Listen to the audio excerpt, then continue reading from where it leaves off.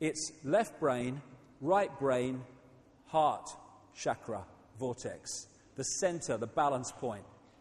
When these three things are working in unison, we have the balance of all possibility. We have the right brain connection out into the beyond. We have the access of creativity, of seeing a different spin on life, of uniqueness, of all these things. The left brain, which is here for a reason, decodes this stuff and brings it down into a structural level that we can deal with within this reality. And this is the balance point between the two, which takes us way, way out there into realms of understanding beyond words, beyond anything that we can understand through this level. And those three things working together, decoding reality, bring balance. This would never allow this to get involved in the stuff that we've been talking about, in control, in abuse, in war, in conflict. It wouldn't go there. If this is going to be used to function within this reality, it is on this and this terms, not on this term, on the terms of this isolated left brain consciousness that is isolated from the rest of existence, working in its own sub-world of structure and competition and all the rest of it. When these three things are working together, then we can decode reality in a way that the left brain alone could never even think about doing. And when we start to do that, when we start to open our minds, and all these phrases we use that absolutely encapsulate what we're talking about, when we open our minds and start to access and decode a much wider range of frequencies, suddenly the reality that we create, the way we see this reality and perceive it of what it is, just expands into a level of understanding that is just beyond anything we could imagine before when we're here, thinking everything's real and solid and apart and divided. And that's when the box goes on. The difference between the two is fantastic in terms of our perception of reality, and we are now in a process where this is taking place, where this box is coming off. More and more people, and the true nature of who we are is starting to be understood and expressed. When I started on this journey talking about some of this stuff, not like as much as I am now, but in the same themes, it was like, get me a wall, I'll give you an impression. No one wanted to know. It was crazy and all the rest of it. But over the last 20 years, I've almost been a barometer of it. I have seen this incredible change where more and more people are expanding their consciousness and going, whoa, I can see it now. Why couldn't I see it before?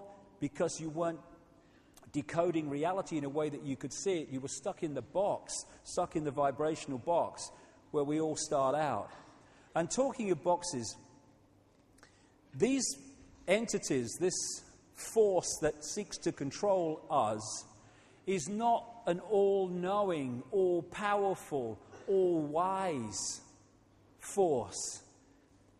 It is able to control us only by putting us in a smaller box than it is in. That's only the way it can do it.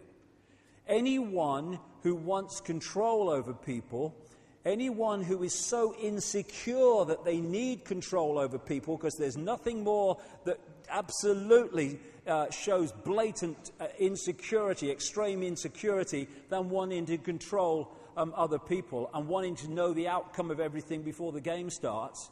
That's insecurity.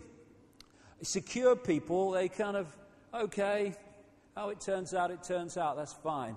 But I'm just going to enjoy the moment and live the moment. No. Insecure people, no, how's it going to turn out? All the rest of it. And so these people are desperately insecure, and there's a good reason for that. The reptilian genetics, the reptilian brain, is very much about survival. Survival, fear of not surviving. And because of the nature of what we're talking about, these entities have a massive fear of not surviving. Everything is not about survival. This is why they want to know the outcome of the game before the game starts. Because, survival. And there can be no kind of states of flux. I can't deal with states of flux when I don't know the outcome. We've got to control the outcome. Everything is control, left brain structure. And so they've had to control us, who have the potential to be infinite possibility, having an experience in this reality, which is what we are. We have to be put in a smaller box than them. And so what they're working on is intellectual knowledge, if you like, of how reality works, and therefore how they can manipulate it, and suppressing the knowledge among humans of how reality works, so they are in a position of power. If I know things of great significance and other people don't, I'm in a position of power over them. That's why we've had the suppression of knowledge and the passing it over through the secret society network to the chosen few. Knowledge is power. That's what it's about. But it's intellectual knowledge. It's cleverness, not wisdom, that they work with. They're very clever. The way they've structured society to get the outcome they want is very clever, but it isn't wise. And cleverness without wisdom is the most destructive force on earth. It's very clever to create an atomic bomb. It's not very wise to do so. They are not the same thing. And so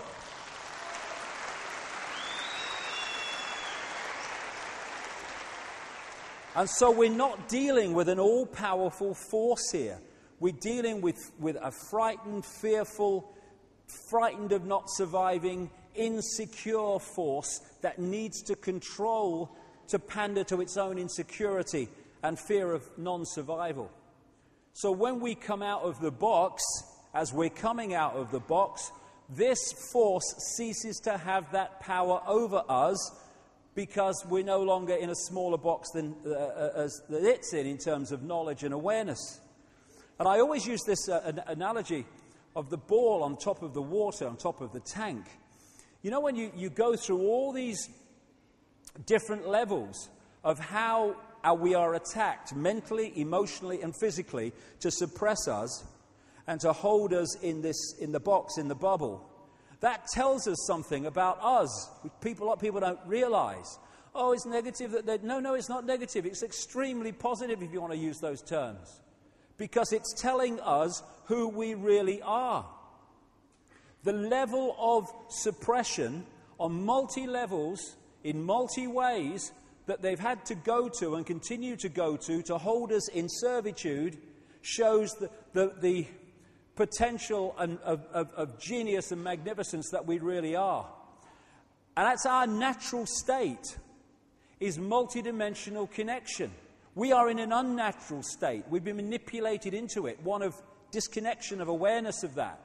And if you take the analogy of the ball, if you push a ball, or you want to put a ball in an unnatural state, i.e. on the bottom of a tank instead of at the top, its natural state, then you have to push it down and you have to hold it there. You have to hold it there, because once you let go, boom, natural state. And so what they're doing is throwing all this stuff at us to symbolically hold us at the bottom of the tank in an unnatural state. What we think are norms and the way life is and the way humans are is actually anything but the norm. It's the way we've been suppressed into. It's not our true natural state, which is multidimensional connection in this world, experience it but not of it, and awareness of being not of it while we're experiencing it. That's our natural state. And we're now getting the opportunity, as this information comes to light, and for